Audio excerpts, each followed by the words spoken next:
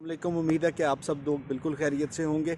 कुछ अल्फाज को जानने की आज कोशिश करेंगे कि बहुत से अल्फाज जो हम इस्तेमाल करते हैं, कई मरतबा ऐसे होता है कि उन अल्फाज को वक्त के साथ साथ हमने जिस तरह सुना उसी तरह से बोलना शुरू कर दिया, हालांकि उनका मफहूम है। कभी उसको गौर करने की कोशिश करें तो तब नुक्ता अयां होता है कि इसमें कहीं ना कहीं गलती मौजूद है।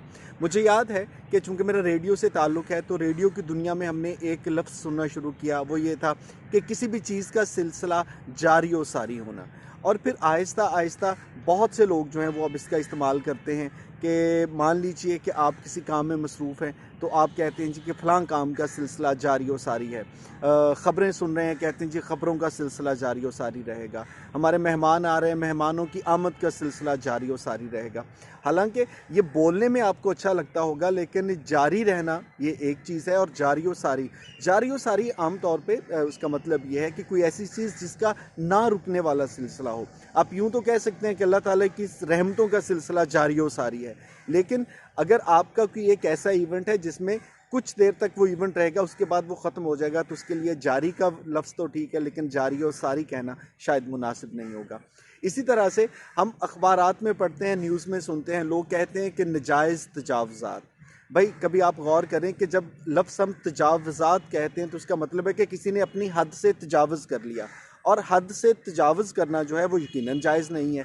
सो ये कहना कि नजायज़ तजावज़ात, तो भाई पूछने का मतलब ये था, क्या कभी कोई ऐसी तजावज़ात भी होती हैं कि वो आप अपनी हद से तजावज़ कर गए लेकिन आप उसको जायज़ करार दें?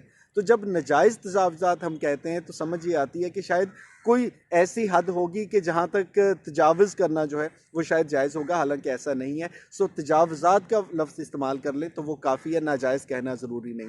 अच्छा, इसी तरह पिछले कुछ अरसे से बड़ी ये एक ख़बरों में लफ्ज़ इस्तेमाल होता है। बड़े बड़े हमारे जो हुक्मरान हैं वो अपनी जुमलों में ये लफ्ज़ इस्तेमाल करते हैं कि ये सोची समझी साजिश है। अब कभी आप इस साजिश के लफ्ज़ पे गौर करें। साजिश हमेशा जब भी कोई करेगा तो वो सोच समझ के करेगा। ऐसा नहीं हो सकता कि राह चलते अचानक से कोई ऐसी चीज़ होगी और उसने कहा कि नहीं ये मेरे खिलाफ साजिश है, और उस शख्स ने कहा कि नहीं ये तो काम मैंने सोचा ही नहीं था। सो जब सोच समझ के ही साजिश की जाती है तो ये कहना कि ये कि सोची समझी साजिश है, ये भी शायद मुनासिब नहीं है। सो अपनी गुफ्तगू में जितने भी हम अल्फाज इस्तेमाल करते हैं उन अल्फाज को थोड़ा सोचा ज़रूर करें।